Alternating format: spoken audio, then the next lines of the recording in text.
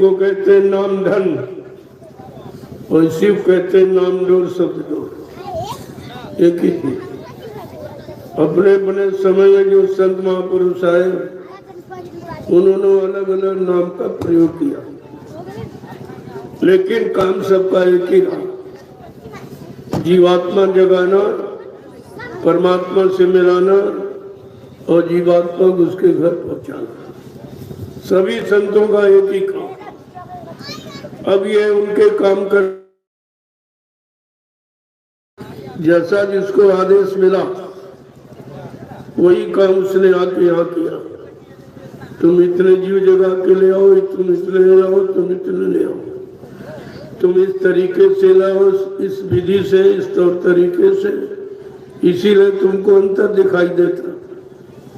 बाकी उनके काम में उनकी दया में कोई अंतर नहीं।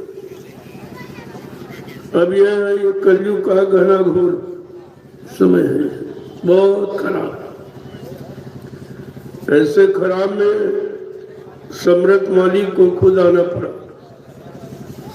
वैसे यहाँ प्रमाण है, यहाँ गुरु आए, संत आए, सदगुरु आए, लेकिन अनामी महाप्रभु कभी नहीं आया। वो पहली बार आया, इसलिए उनके विषय में कोई जानकारी नहीं है, कोई इनका इतिहास नहीं है, कोई गौरव गरिमा नहीं है, किसी तरह का कोई परिचय यहाँ नहीं। इसलिए उनको थोड़ा परिचय समय से देना पड़ा जीवों के हित के लिए, कि गुरु किस काम के लिए आता है और कौन सा काम करके जाता है।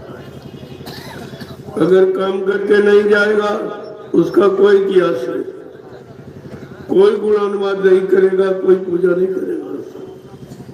ये तो काम की पूजा होती। तो ये काम की आवाज आपको सुनाई गई कि भाई मैं कौन काम करने के लिए आया हूँ। कहीं में मेरे प्रेमी, मेरे जिज्ञासु, मेरे भक्त कहीं मेरे विषय में शंका संदेह भूल भ्रम न पड़ जाए। तुम्हारा भूल भ्रम खत्म करने के लिए उन्होंने अपना पूरा परिचय दिया।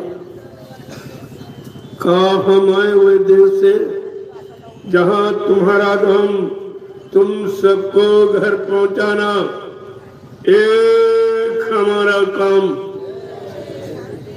कहा मेरा एक ही काम है स्मृत तुलु मंडल पर आने का, कि अपनी भूली भटकी जीवात्माओं को जो 3-3 युगों से भटक रही है, इनको इनके घर पहुंचाना। इसके अलावा मेरा यहाँ कोई काम नहीं, न राजपाट देने का, न दिलाने का, न मतलब मान सम्मान लेने का, न लेने का, न कोई काल माया के सामान का प्रयोग। वो इस काम के लिए नहीं आए हैं। इसीलिए लोगों को शंका हो रही कि इनका काम बिल्कुल अलग थलग। अरे जो जीवात्माओं को घर पहुंचाने आया है उसका काम तो अलग ही होगा। अगर मिलता जुलता होगा तो भी जीवात्माओं को जगा के छोड़ के चला जाएगा। जितने आए सबने जगाया और जगा के खड़ा कर दिया। जैसे हर रेलवे स्टेशन पर पैसेंजर खड़े रहते, जब समय की ट्रेन आती तो बैठ के लोग चले जाते, लेकिन वो ट्रेन एक ही होती, उसका ड्राइवर एक ही होता और पैसेंजर अलग अलग होते। उसी तरह से जितने संत आए इन 750 वर्षों में सबने अलग अलग जीवों को जगा के खड़ा किया और कहा कि समय से वो नाम जहाज लेके वो आएगा और सबको बैठा के ले जाएगा। इस बात को आपने ध्यान में नहीं रखा, यही भूल हो गई जीवों से, तभी बेचारे भटक गए। वो तो अन्य संतों के विषय में पढ़ा है कि भाई उन्होंने जीवों को जगाया और कोई एक आध जो उन पर पूर्ण निर्भर हो गए, उनके सिवा किसी ने को न जाना, न माना, न पहचाना, न अपना बनाया, वो तो चले गए। एक भरोसा, एक बल, एक आत्मविश्वास, इस तरह का अगर कोई साधक भक्त है तो एक ही जन्म में चला जाता, वो सामने उनके निकल जाता और जो शंका संदेह भूल भ्रम में रह जाते वो फंसे पड़े रहते। बस इतना अंतर है। तो आपको पूरी जानकारी इसीलिए दी गई कि तुमको ये पता होना चाहिए ये पूरा सदगुरु है, ये पूरी जानकारी लेके आया, ये पूरा मालिक है जिसको अनामी महाप्रभु कहते हैं। वो इन जीवात्माओं को यानी मतलब पूरे घर पहुंचाएगा। ये बीच के घर मंडल नहीं, असली मकाम वो जो अनामी धाम है वो असली जीवात्माओं का सच्चा धाम वही है। लेकिन इसकी शुरुआत सत्यलोक से होती। सत्यलोक, अलग लोग, अगम लोग और अनाम लोग, ये पूरा क्षेत्रफल एक ही। अब संत सत्यलोक से आए, उसके ऊपर वाला अलग लोक से आया, उसके ऊपर वाला अगम लोक से आया और सबसे ऊपर वाला अनाम लोक से आया। उसी को अनामी महाप्रभु कहते हैं। और ये भूमंडल पर पहली बार जब कलयुग के जीवों ने गुरु को बुला दिया, संतों को बुला दिया, सदगुरुओं को बुला दिया, तब सम्राट मालिक को भूमंडल पर स्वयं मानव चोला धारण करके इन जीवात्माओं को लेने के लिए आना पड़ा। अब अपना काम अपने हिसाब से कर रहे हैं। तुमको तुम्हारा कोई हिसाब या और किसी की नकल की जाए नहीं, उनका काम सबसे अलग थलग और जीवों के हित में है और सबके हित में। क्योंकि संतों के यहाँ कोई जात पात नहीं, कोई मजहब धर्म नहीं है, कोई छोटा बड़ा गरीब अमीर का भाव नहीं है, वहाँ कोई हिंदू मुसलमान नहीं है, वहाँ मतलब कोई स्त्री पुरुष भी नहीं। स्त्री पुरुष का भेदभाव केवल काल माया के देश में, उसने ये भेद बनाया था फंसाने के लिए। तो जीवों को कैसे फंसाया जाए, तो एक स्त्री तन एक पुरुष तन बना दिया। अब थोड़ा सा अंतर किया, शरीर में भी कोई अंतर, थोड़ा सा अंतर किया, उसी अंतर में स्त्री पुरुष में फंस गई और पुरुष स्त्री में फंस गई। बस इस तरह से इसका राज्य चलने लगा। नहीं, इसके बाद भी चलाने का कोई तरीका नहीं। पहले सुरते रूहें जीवात्माएं आती थी चली जाती थी, आती थी चली जाती, क्योंकि सब पाक साफ निर्भर थी, कोई कर्म किया नहीं था। जब कोई कर्म नहीं था तो फंसने का कोई विधान नहीं था, तो आती थी जाती थी। लेकिन काल ने देखा कि हमारी तपस्या का मतलब क्या है। मैंने हजारों वर्ष सत्पुरुष की तपस्या की और तपस्या पर जो खुश कर दिया तो उसने एवमस्त कह के हमको इस सुरतों जीवात्माओं का भंडार दे दिया। लेकिन हमारा इन पर कोई अधिकार नहीं, ऐसे भंडार पाने से क्या मतलब। तो फौरन उसने विधान बना दिया। देखो यहाँ से शुरुआत है फंसने फंसाने की। उसने विधान बना दिया कि एक अच्छा एक बुरा, एक पाप एक पुण्य, एक शुभ एक अशुभ, और ये दो प्रकार का दुविधा, दो विधा उसने बना दी।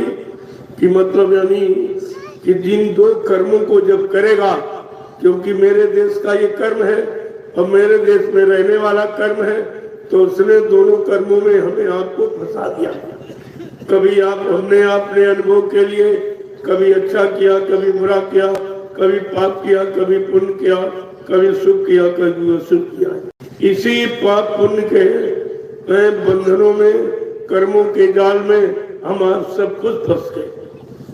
आपको किसी ने फंसाया नहीं, फंसाने का विधान तो उसने बनाया, लेकिन कर्म करके फंसे हम। तो क्योंकि यहाँ का नियम है जैसा कर्म करोगे वैसा आपको फल मिलेगा। तो उसने कर्मों के विधान को बना दिया और उसी विधान में हम सब लोग फंस गए और अभी तक नहीं निकल। अब निकलने का एक अवसर मौका मिला तो उसमें आपके भोगों की खुजली लगी।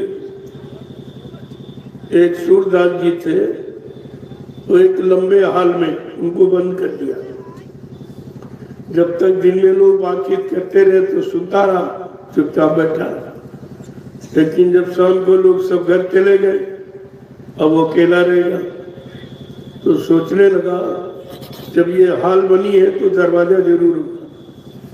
उस दरवाजा की तलाश में कि निकल जाऊंगा दरवाजे से। तो दरवाजे की तलाश में दीवार को पकड़ के धीरे धीरे धीरे धीरे धीरे चले। जब दरवाजे के पास पहुंचा तो सिर में खुजली लगी। अब वो खुजलाने लगा और दीवार छूट गई और चलना बंद नहीं किया तो दरवाजा निकल गया। ऐसे जितनी बार वो आया दरवाजे के पास, दूसरी बार खुजली लगी, दरवाजा छूट गया।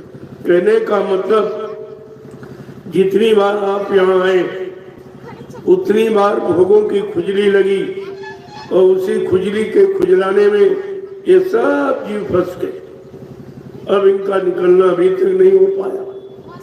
जब ये फंस गए, लंबा समय निकल गया तो धीरे धीरे इसे फंसाव को ही उन्होंने अपना मान लिया कि बस यही सब कुछ है, अब यही रहना, यहाँ से कहाँ जाना। और धीरे धीरे लंबा समय गुजरा और ये सब जीवात्माएं भूल गई कि मैं कहाँ से आई थी, किधर से आई और कैसे आई, कैसे मैं उतारा गया। भाई काल माया के देश में किसने हमें फंसा लिया। ये धीरे धीरे धीरे इतना पुराना सिस्टम हो गया कि वो समझ रही बस यही रहना कहीं। लेकिन अपने घर में जो सुख शांति मिलती है पराए घर में, चाहे वो टूटी फूटी झोपड़ी आपकी क्यों न, जो आनंद और स्वतंत्रता अपने मकान में होती है दूसरे में नहीं।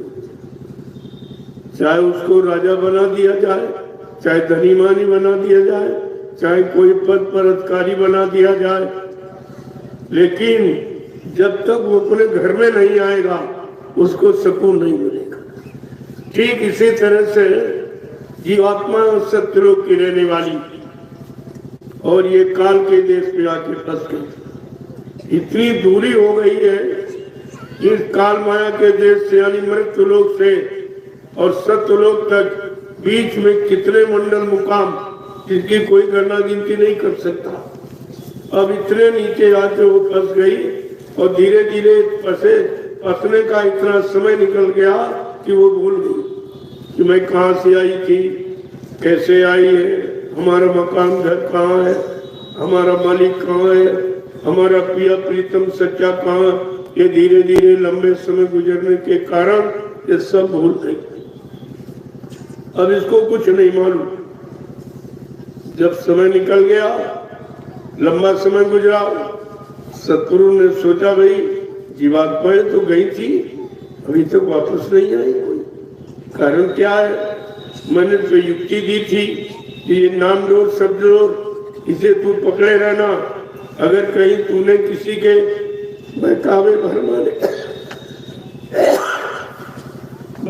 भरमाने में आकर और कहीं तुमने ये नाम डोर शब्द डोर अगर छोड़ दी तो नीचे काल माया का देश है, वो कर्मों के जाल में तुम्हें फंसा लेगा, फिर तुम वापिस कभी नहीं आ सकते।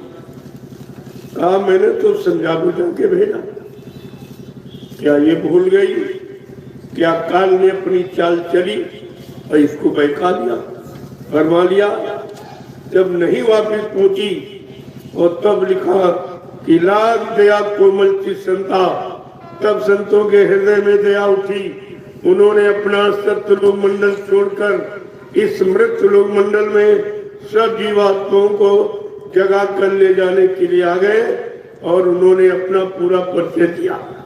जो जीवात्मा भटकी थी, उसे सब भूल गई थी, उसे याद दिलाने के लिए उन्होंने अपना परिचय दिया कि हम आए हुए देश से जहाँ तुम्हारा धाम, तुम सबको घर पहुंचाना एक हमारा काम, ताकि कोई भ्रम में न रहे। मेरा यहाँ दूसरा कोई काम नहीं है, केवल जीवात्माओं को जगाना और उनके घर पहुंचाना। अब जब इतना बड़ा परिचय मिल गया कि हमारा हमको लेने के लिए हमारे घर से कोई आ गया। अब ये आपको मालूम है कि वो घर वाले के साथ जाएगी, दूसरे के साथ कैसे चली? घर वाले के साथ ही जाएगी, दूसरे के साथ नहीं जाएगी। कोई कितना लोग लालच दे लेकिन ले नहीं जा सकते। तब उनको ये परिचय देना पड़ा। ऐ जीवात्मा, तू जिस लोक की रहने वाली है, मैं उसी लोक से आया हूँ और तुमको लेने के लिए आया हूँ और तुमको घर पहुँचाने के लिए। मैं बीच में छोड़ने वाला नहीं। हाँ, तुझे हर मंडल मुकाम को दिखाऊंगा, लेकिन छोड़ूंगा नहीं, क्योंकि तुम तो किसी में फंस सकती। जब यहाँ गंदगी वाले लोग में फंस गई तो ऊपर तो सब अच्छे लोग, कोई गंदगी इस तरह की है नहीं, कोई इस तरह की गंदगी शरीर नहीं है, न इस तरह की शरीर भोगों की कोई गंदगी है, तो किसी दिन में फंस सकती। ऊपर ले जाए और जहाँ पहुंची कहेगी बस यही छोड़ दीजिए, लेकिन उन्होंने वादा किया कि मैं दिखाऊंगा सब लोगों को, स्वर्गलोक में सब दिखाऊंगा तुमको, देवी देवताओं का 33 करोड़ देवी देवता, 9 करोड़ दुर्गा, 10 करोड़ शंभु, इन सब का दर्शन दीदार करूंगा। इसके बाद ऊपर ले चलूंगा, ब्रह्मा के ब्रह्मलोक को दिखाऊंगा, फिर विष्णु के विष्णुलोक को दिखाऊंगा, फिर शिव जी के शिवलोक को दिखाऊंगा, फिर उसके ऊपर साकेत लोक में भगवान राम का दर्शन कराऊंगा, उसके ऊपर गोलोक है जहाँ भगवान कृष्ण का दर्शन कराऊंगा। इस तरह से मैं ब्रह्म पार ब्रह्म और महाकाल और सतपुरुष तक्षा, लेकिन छोड़ूंगा तुमको तुम्हारे घर, क्योंकि तू कहीं फंस सकती। देखो ये हमदर्दी इसको कहते हैं, इसी को दया कहते हैं कि बीच में कहीं नहीं छोड़ूंगा, नहीं तो बीच के लोग से तू घर नहीं जा सकती, कोई नहीं। ब्रह्मा जी ब्रह्मलोक का सुख आनंद उठा रहे, लेकिन वो अपने लोक से सीधे जीवात्मा को सतलोक नहीं पहुंचा सकते। और ऐसे विष्णु भगवान विष्णुलोक का सुख आनंद उठा रहे, वो भी अपने लोक से सीधे जीवात्मा को घर नहीं पहुंचा सकते। भगवान शिव शिवलोक का सुख आनंद उठा रहे, वो भी अपनी जीवात्मा को सीधे घर नहीं पहुंचा सकते। और भगवान राम साकेत लोक का सुख आनंद उठा रहे, उनकी जीवात्मा जगी न घर पहुंची।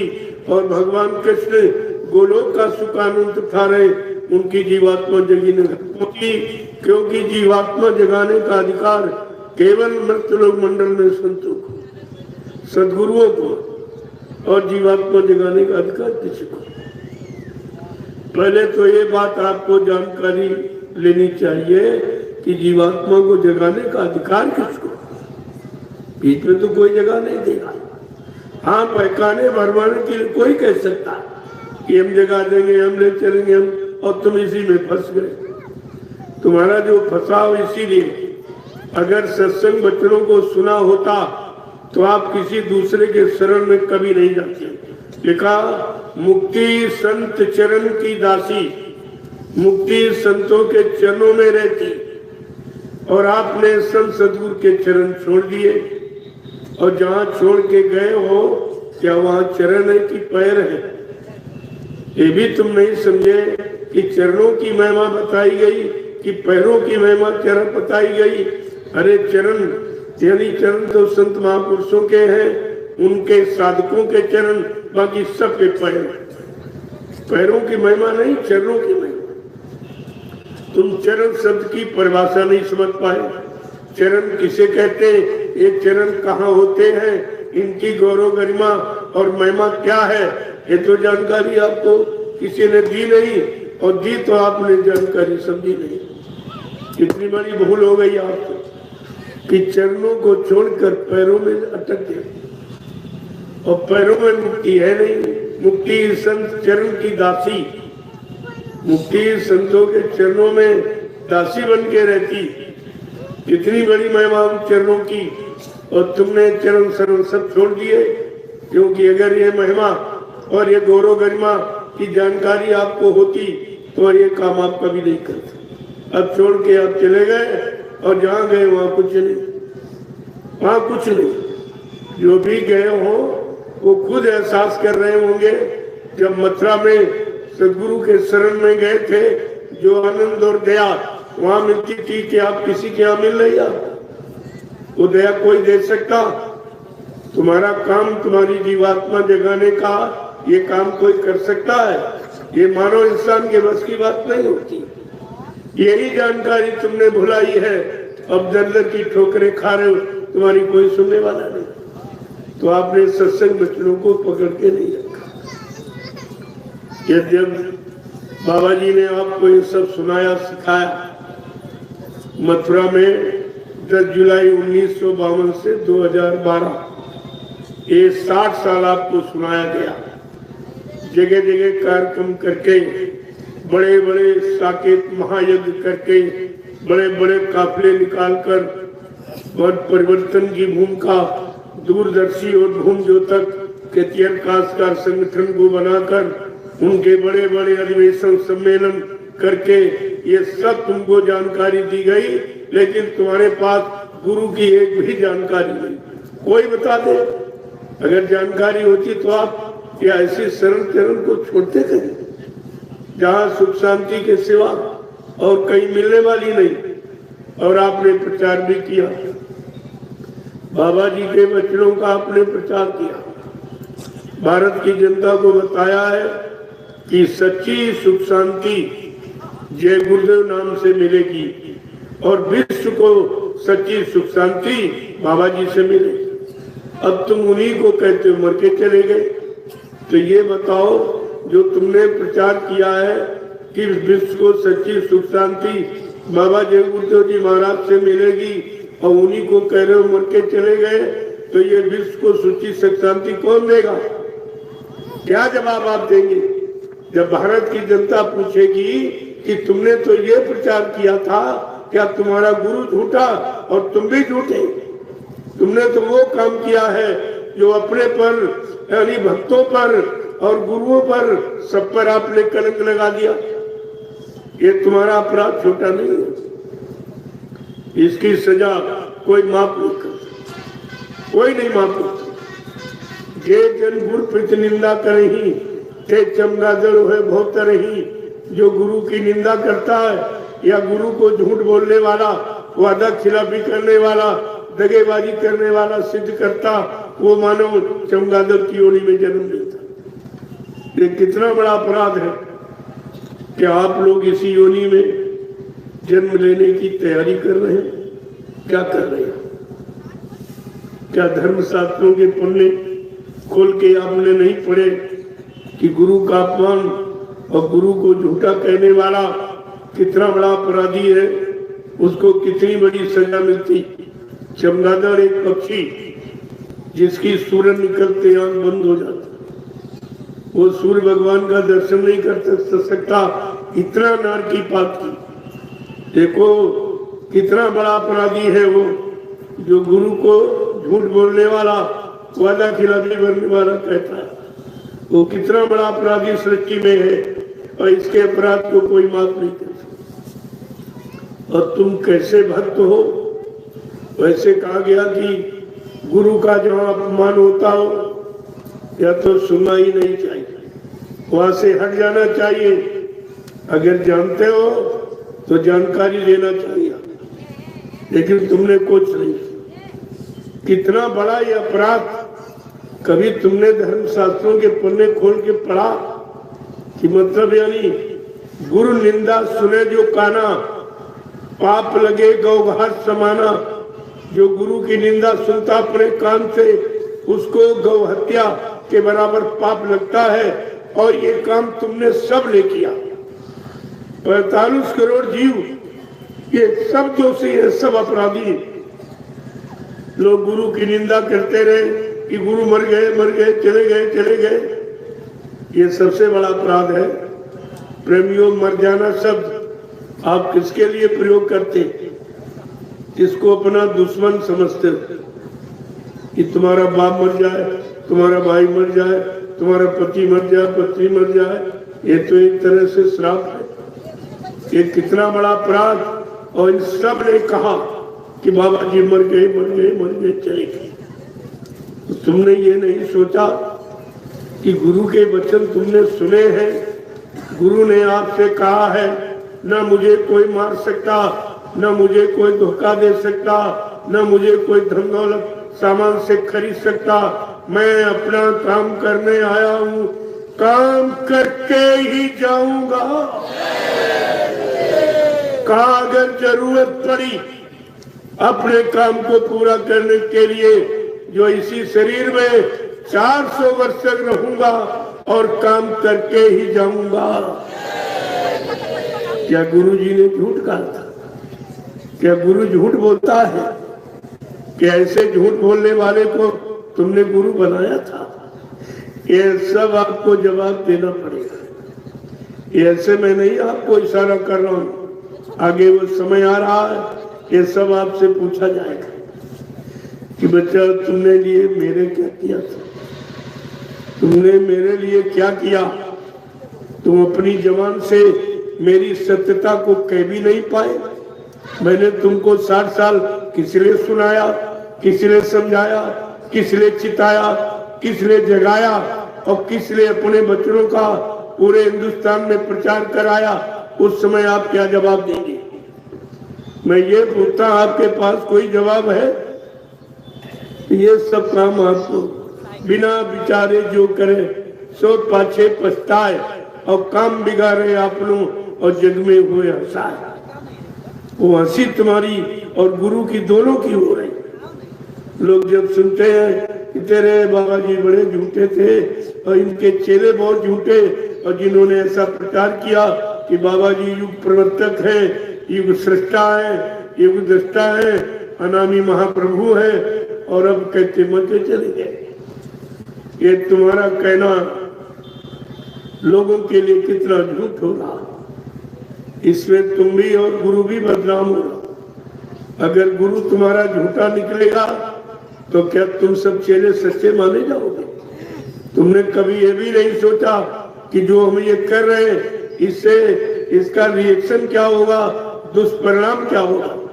कभी आपने इस पर विचार नहीं किया। आज वही चीज आपके सामने आके खड़ी हो गई। तो आज ये समय मिला है, एक बार फिर से जानकारी ले।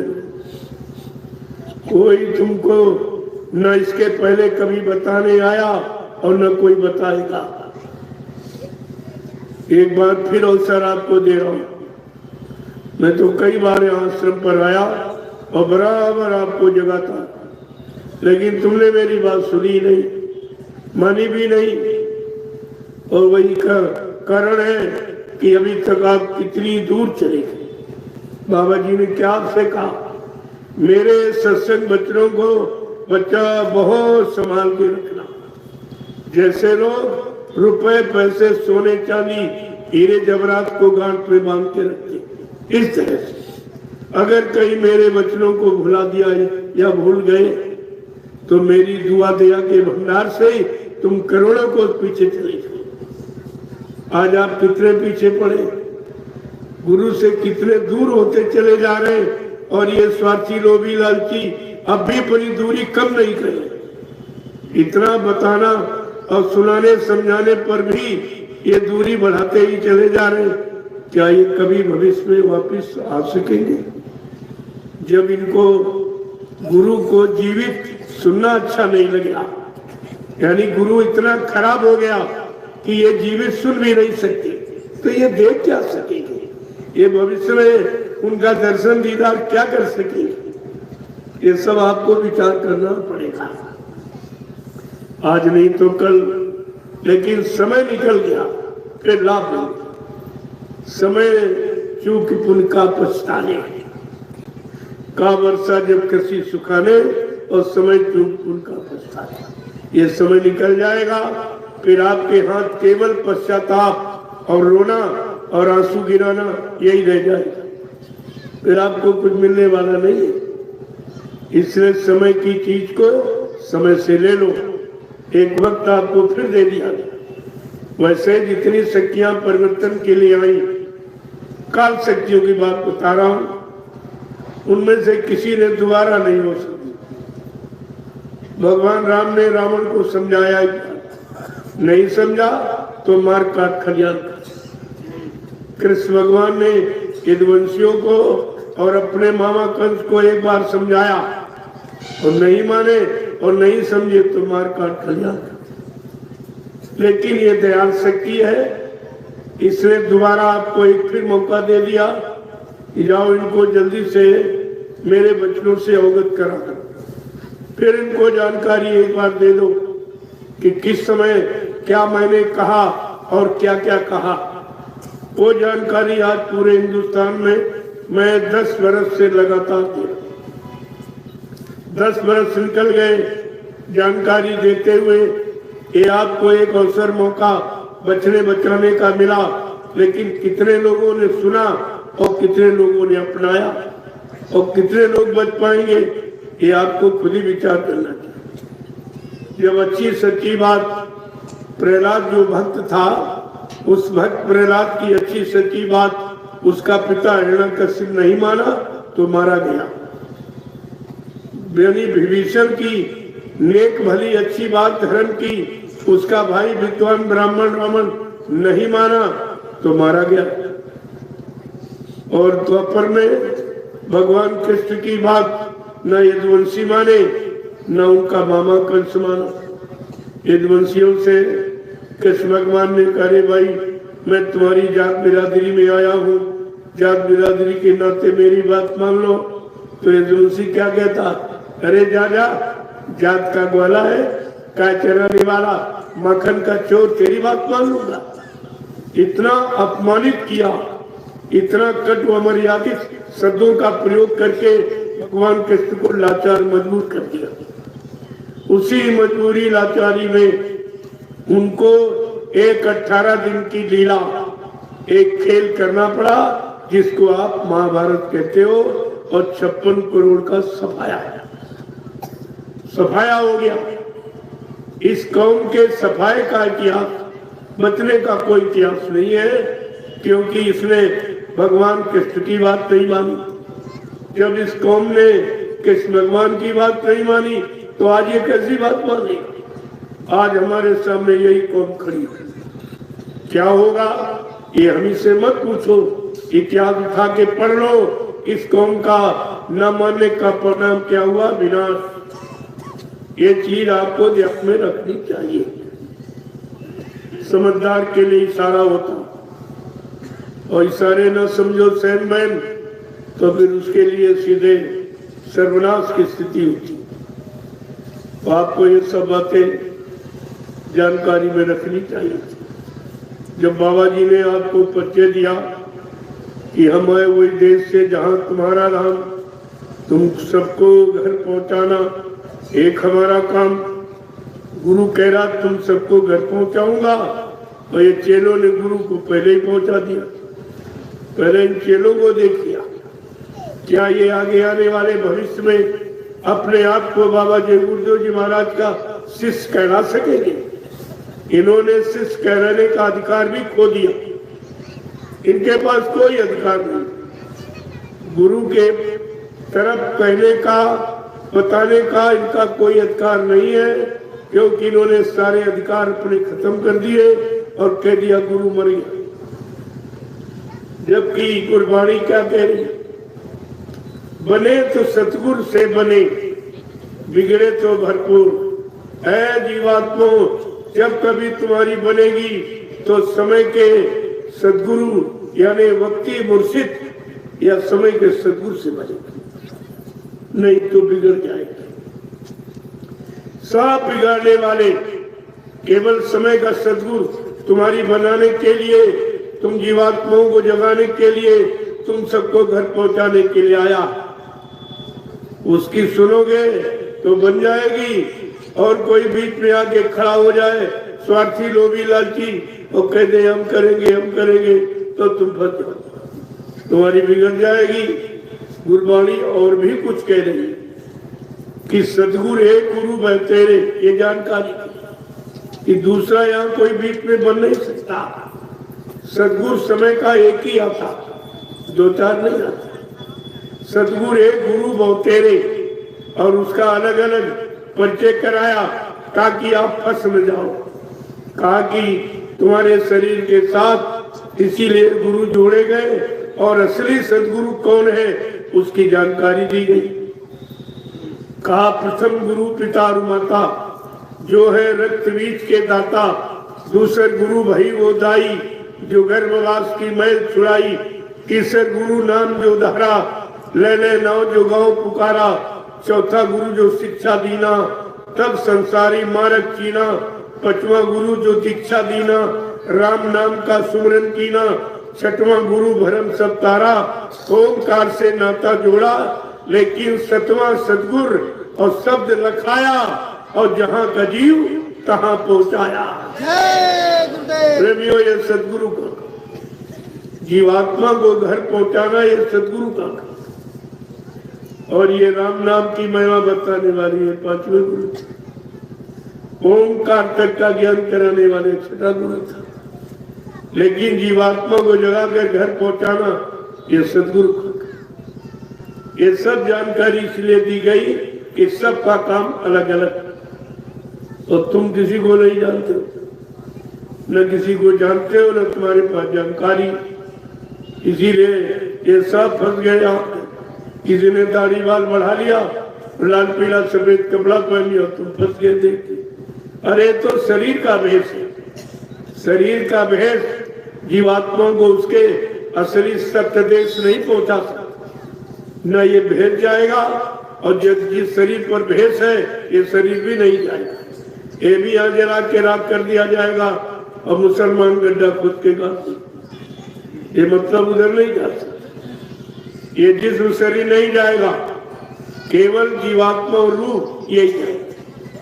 इसलिए संत महात्मा फकीरों ने जीवात्मा और रूह की चर्चा की। उन्होंने जिस्म शरीर को बताया कि ये जिस्म और शरीर जीवात्मा रूह के रहने का मकान, जैसे आप मकान के अंदर रहते हो, तुम्हारा मकान ईंट पत्थर का है, ऐसे जीवात्मा का मकान ये पंचभौतिक शरीर है, 5 तत्वों से बना, चित जल पावक इंगन समीरा, पंच तत्व या रचित शरीर।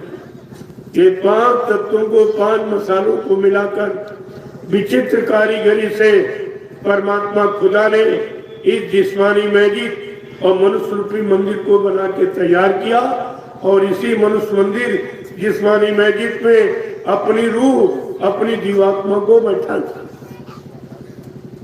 अब यह सच्चा मंदिर और सच्ची मस्जिद ही है, लेकिन इसकी महिमा बताने के लिए ये बाहर में एक प्रमाण, उदाहरण के रूप में ये ईंट पत्थर का मंदिर और ईंट पत्थर की मस्जिद बना के तैयार समझाने के लिए। जैसे उदाहरण के लिए जब अध्यापक ब्लैक बोर्ड पर जब बच्चे को समझाता बताता है और गाय का चित्र बना देता, बच्चा ये पूछते कि मास्टर साहब क्या ये गाय दूध देने वाली गाय यही है? तो मास्टर कहता नहीं, ये दूध देने वाली गाय नहीं है, ये दूध देने वाली गाय का चित्र है। ऐसे ये पत्थर और कागज कलंजर जो तीरथ मूरत यानी लगाई गई, ये केवल समझाने की, ना ये भगवान है, ना ये खुदा है, ना ये गाड है, और ना ये गुरु है, और ना कोई देवी देवता है। ये उनको समझाने बताने के लिए ये प्रमाण आपको प्रस्तुत किया गया। लेकिन धीरे धीरे धीरे तुम बैरमुखी हुए, और बैरमुखता में बैरमुखी बन के रह गए, और अंतर्मुखी का ज्ञान किसी ने कराया नहीं कि नहीं भाई ये तो मैंने समझाने के लिए एक मंदिर बना दिया ईंट पत्थर का, एक पत्थर की मूर्ति लगा दी, लेकिन असली मंदिर तुम्हारा ये मनुष्य मंदिर असली है, और इसमें असली मूर्ति परमात्मा की जीवात्मा है, और असली रूह खुदा की बैठी। अब तुम हिंदू मुसलमानों ये समझ लो, ये ईंट पत्थर की मस्जिद तुम्हारी असली नहीं, और ईंट पत्थर का मंदिर असली नहीं है। ये समझाने बताने के लिए एक चित्र बनाया गया, और असली ये है जब इस मनुष्य मंदिर और जिस्मानी मस्जिद के जानकार संत महात्मा फकीर जब मिल जाएंगे, वो तुमको इसकी जानकारी असली देंगे। असली जानकारी मिल जाएगी, वो तुम्हारी जीवात्मा रूह को जगाने की युक्ति देंगे। जब जीवात्मा रूह इस मनुष्य मंदिर जिस्मानी मस्जिद पे जाग जाएगी, तो फिर यहाँ से निकलेगी। लोगों, ये रूह का स्थान, ये जीवात्मा का स्थान, यही से जीवात्मा रूह जब जगाई जाएगी, जगाने वाले संत महापुरुष और मतलब यानी फकीर कोई रास्ता आपको दे देंगे युक्ति, और जब उस युक्ति का आप प्रयोग करोगे तो जीवात्मा जगी। यहाँ से सीधे ऊपर इस स्थान की जानकारी सबने दी। आप देखते हो कि पुरुष यहीं पर चंदन लगाता और महिला यहाँ बेंदी लगाती। इतना भारी शरीर था, कहीं बेंदी चंदन लगाया जा सकता था? इसी जगह दोनों भूमों को मध्य में स्थान का चुनाव के लिए कि तुम्हारी जीवात्मा यहाँ पर, तुम्हारी रूह यहीं पर बैठी। जब रूह को जगाने वाले कोई फकीर मिलेंगे, जीवात्मा को जगाने वाले कोई संत महात्मा मिलेंगे और वो रूह जीवात्मा को जगाकर जब इस जिस्म से निकाल के और इस काल माया के देश से भी निकाल के जब ऊपर ले चले, तो इस लोक के ऊपर है स्वर्गलोक। ये मतलब जहाँ देवलोक की, देवलोक कहते हो, ये बहुत बड़ा है। इसमें बहुत मतलब लोग हैं, इसे किन्नर है, गंधर्व है, ये सब उसी में। यहाँ जब पहुंचेगी जीवात्मा तब सच्चे देवी देवताओं का दर्शन करें, जो असली, जिनको यहाँ समझाने बताने के लिए ये नकली पत्थर की मूर्ति और कागज के कैलेंडर बनाए गए। देख लो, जब नकली इतना अच्छा तो असली कितना अच्छा होगा।